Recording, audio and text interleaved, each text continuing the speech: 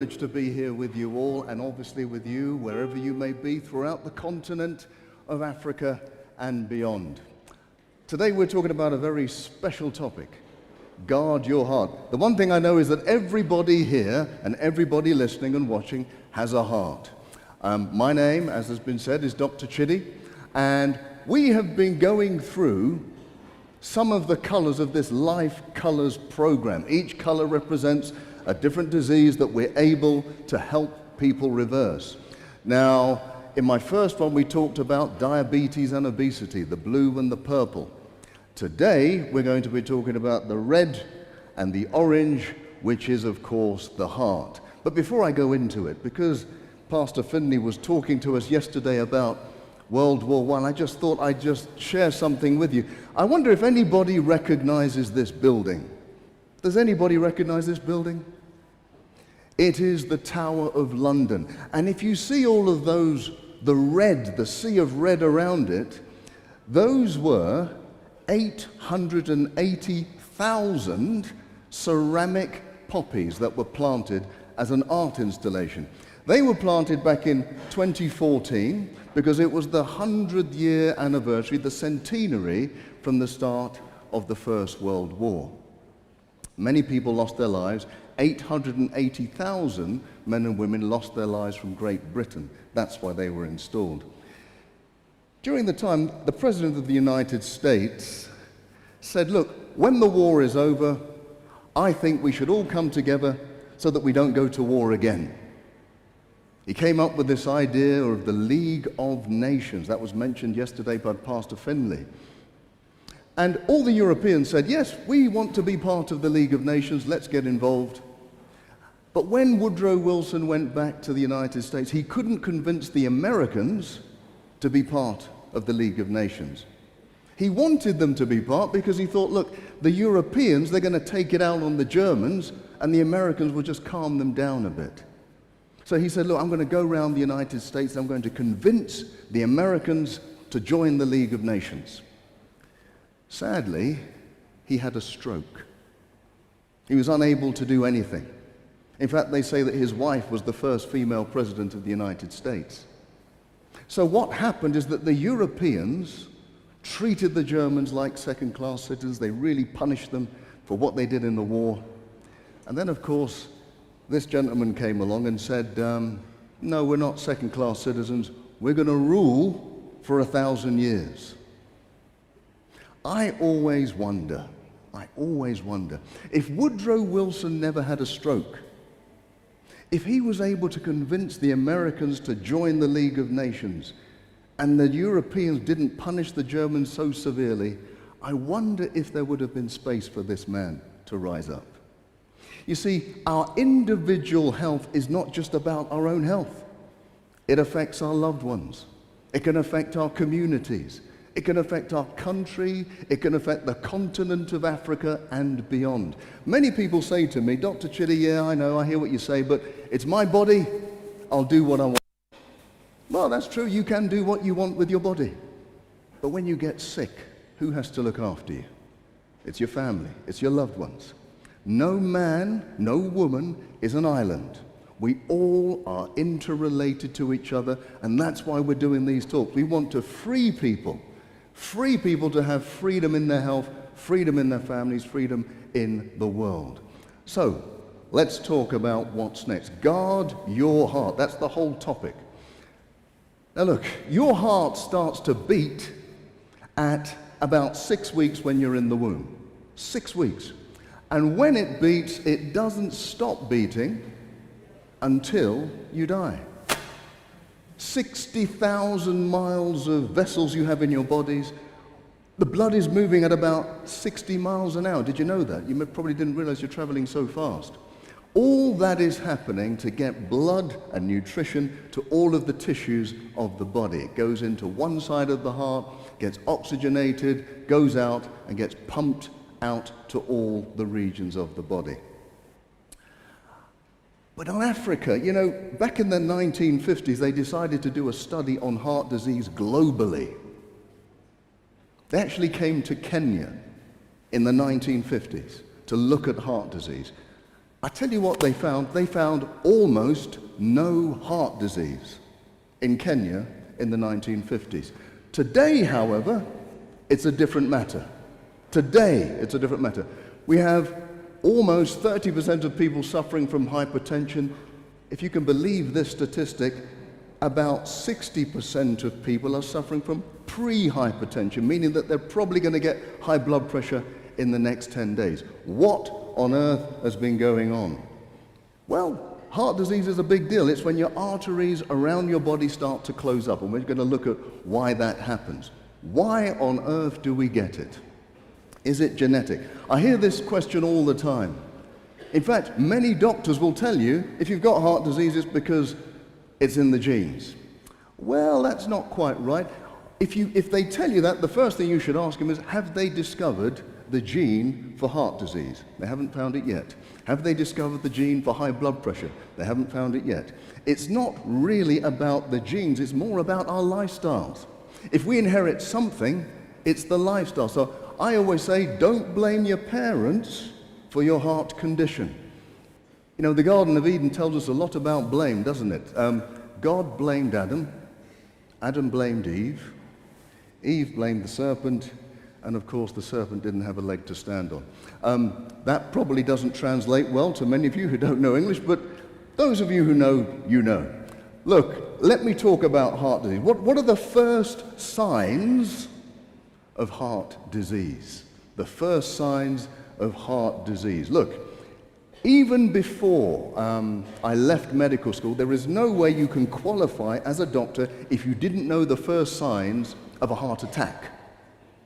Chest pain, radiating to your neck, sweating, vomiting, all that sort of problem. But I always say, go way before that. What is the first sign of heart disease? It's this sort of lifestyle. It's if you are inactive, if you have a poor diet, if you're stressed all the time, if you're overweight, if you're smoking and if you're drinking, if you're doing these things and you don't have a diagnosis, I can guarantee inside your body you have heart disease already. Now, I have a colleague and a friend who I worked with many years ago, but he's a pioneer of heart disease reversal.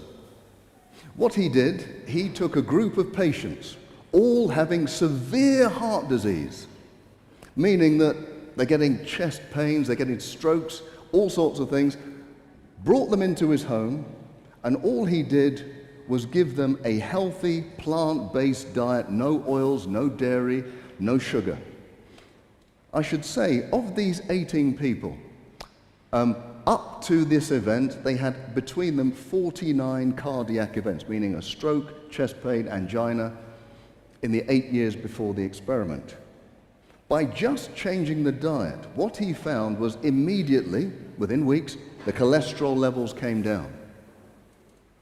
Within weeks, they were getting no symptoms at all. In fact, he followed them up for 11 years after. There were no cardiac events, just by changing the diet to a healthy, plant-based diet. Let me show you some of the results here. This is the before and after of an angiogram. We inject people with a dye, it goes to the heart, and we can look at what the arteries look like. In the before, you can see that little kink in the artery. That's where the artery is closing down and it can't open up, and that's what's causing you the chest pain and can cause a heart attack. In the after, it looks completely normal. Let me tell you, I spent 6 months at Cambridge Hospital. It's called Papworth. It's one of the foremost hospitals for heart disease in the world. And I spent every day doing 3 bypass in the heart. 3. Now, if I came to my colleagues and I showed them the before and after and it looked like that, they would say, Chidi, well done. Great operation. Wonderful. But this was not an operation. This is the before and the after of people changing their diet. Now, let me ask you the question. What would you prefer? To have somebody like me open up your chest, stop your heart, take out some arteries, replace them, put you on physiotherapy for several months with pain and suffering and medication, or would you just rather change your diet? I think most people would just rather change their diet. It is a miracle. Even today, it's still not being taught in medical schools, but it's an absolute miracle that we can reverse heart disease just by diet. Just by diet. Look that up, because it's a wonderful study. Because what we're doing is actually bringing the arteries back to how they actually should be. You see, heart disease starts very young and very early. There was a famous war, the Vietnam War. The average age of the soldiers was 19. When they were killed and they were brought back to America, they did autopsies on their bodies. These 19-year-olds already had severe heart disease at 19. And it obviously gets worse. We know that even children start to have fatty streaks in their arteries because of what we're giving them to eat. Guard your heart. Look, one of the most important things with heart disease is high blood pressure. And in the UK, and I think globally, about 1/3 of people have high blood pressure. Now, what we like to aim for is a systolic, the top number, of 120 and the lower number of 80. It does not matter how old you are. Do not believe them when they say, oh, it should go up with age. That is not true. It should be maximum 120/80 throughout your life. But why do we get high blood pressure? And we know it's not genetic. We know we don't go for that falsehood. But look, if you go to your doctor will tell you 95% of high blood pressure is essential. Now, what does that mean? You know, let me let you into a secret about doctors. When we don't understand something, we give it a long name and it makes us sound important. So when they say essential hypertension, what they mean is we don't know what causes high blood pressure. So 95% is essential hypertension, the doctors don't know. But they will tell you what are the risk factors for high blood pressure and strokes. You've probably heard all of this. Family history of high blood pressure, if you're African or Caribbean, if you're male or female after the menopause, obese, diabetic, if you smoke, if you have high salt in your diet, if you're stressed all the time, or if you do not exercise, a sedentary lifestyle. We know that those are the risk factors. Well, look, it doesn't take a genius to understand that the risk factors are actually the causes. Those risk factors lead to heart disease and high blood pressure. And the thing is, if you have more than one, they multiply your risk. They don't just add, they multiply your risk. So if you smoke, you're overweight, and you're stressed, your risk multiplies many, many times. But some of those risk factors don't seem fair, do they? Let's go back to them. Family history of hypertension, we've dealt with that. Look, does that mean if my mother and father had high blood pressure, I have to get high blood pressure? Absolutely not. We've said it's lifestyle that really determines our health and our longevity. What about Afro-Caribbean? Do we have any Afro-Caribbeans? Any people from Africa or the Caribbean watching here? Yes, we have quite a few. Why should it be that Africans have higher blood pressure than everybody else? Why should that be? That doesn't seem fair. Now, when I ask people, they say, oh, maybe it's because of slavery or we have a harder life. Well, no, that's not true. The answer is quite simple. The reason why Africans have a high blood pressure is because we come from hot climates. That's why our skin is dark. And because we perspire, we need to hold on to water a little bit more than Caucasians. So our bodies hold on to salt a little bit more, and where salt goes, water follows. So because we hold on to salt more, and then we have a wonderful Western diet which is riddled with salt, we become much more sensitive to salt, and our blood pressure rises more than everybody else. But the good news is you just simply have to eat less salt. If you eat less salt, your risk goes down. Now, what about the third one? Why are men having higher blood pressure than women? Well, the answer is always obvious, because men have to live with women. Isn't that the answer? No? Okay, all right, maybe not. Okay. No, the real answer is that women have this hormone estrogen in their system, and up until the menopause, it actually lowers the blood pressure.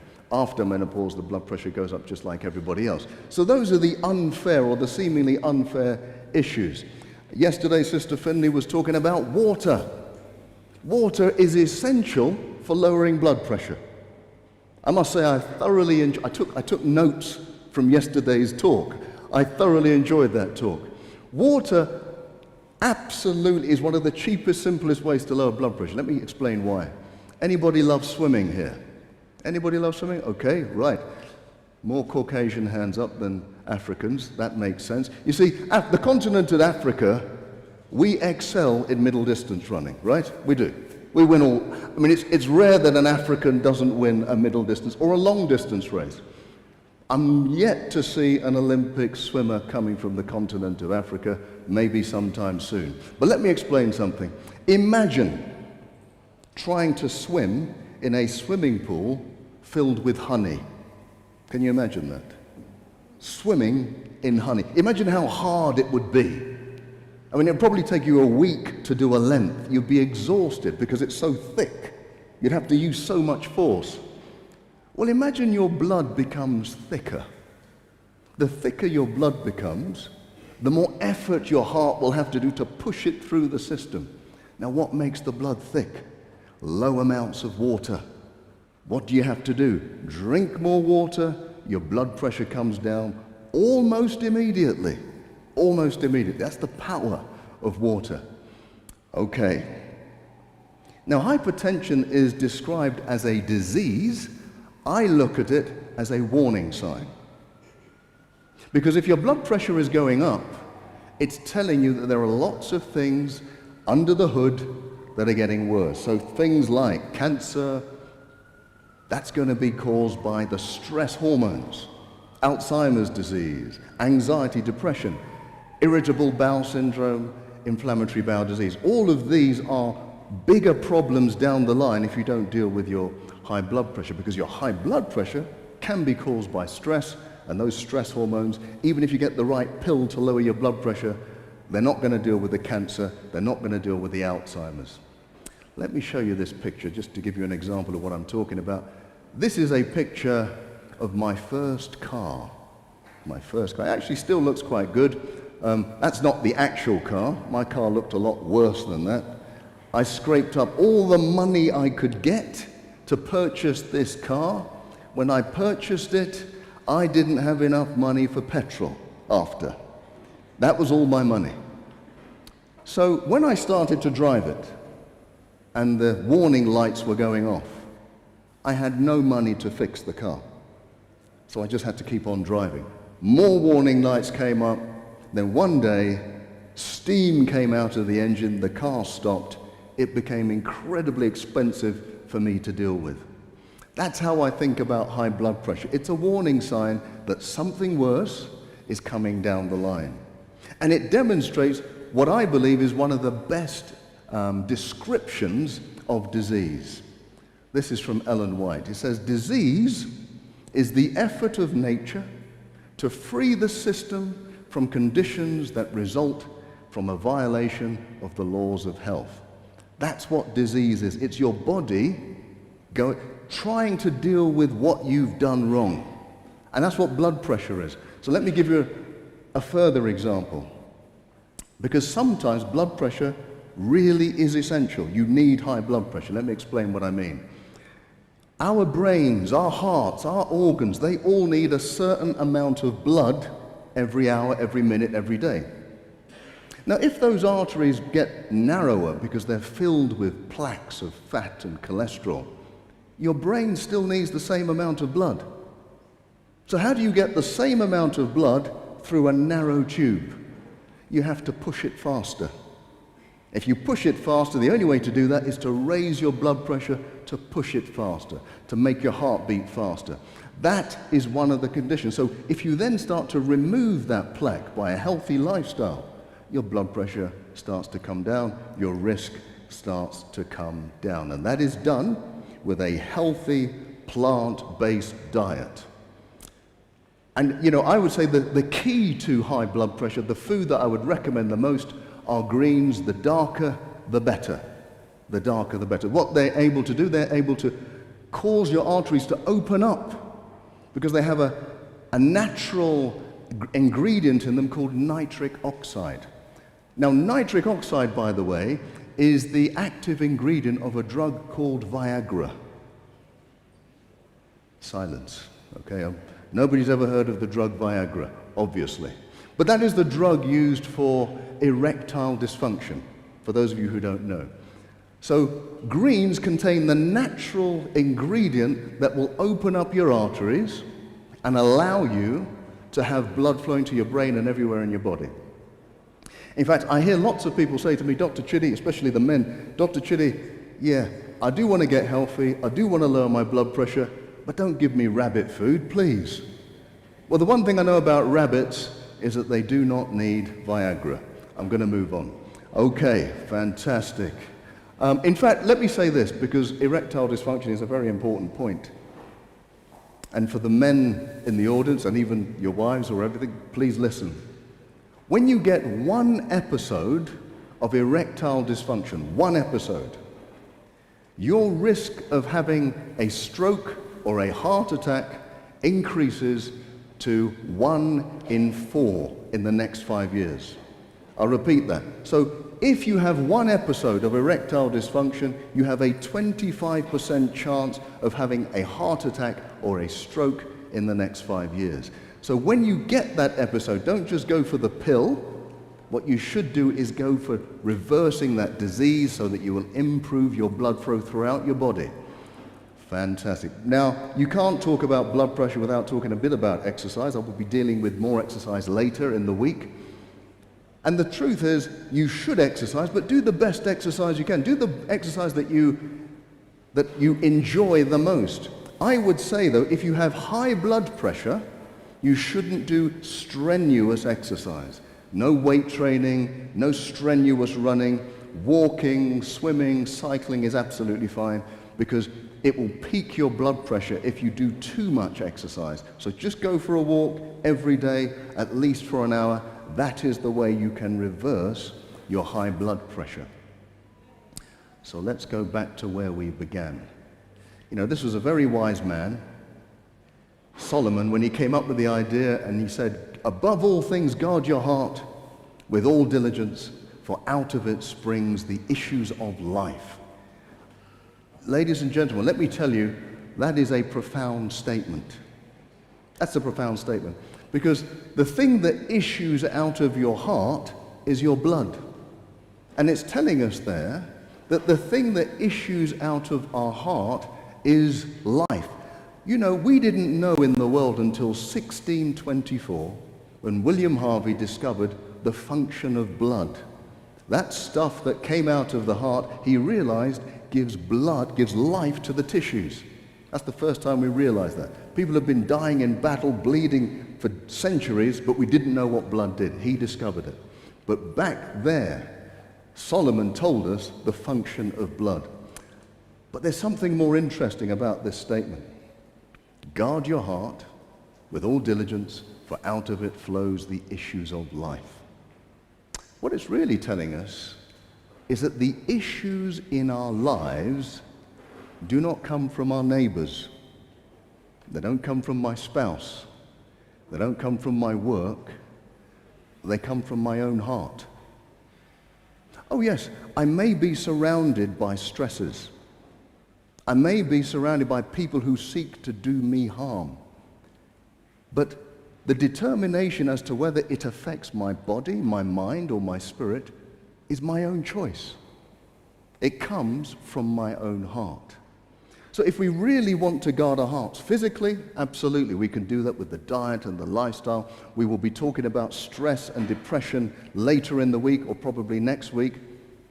But if we really want to guard our hearts, what we're really going to have to do is take time to forgive, to understand, to let go of issues that are causing us stress beyond belief.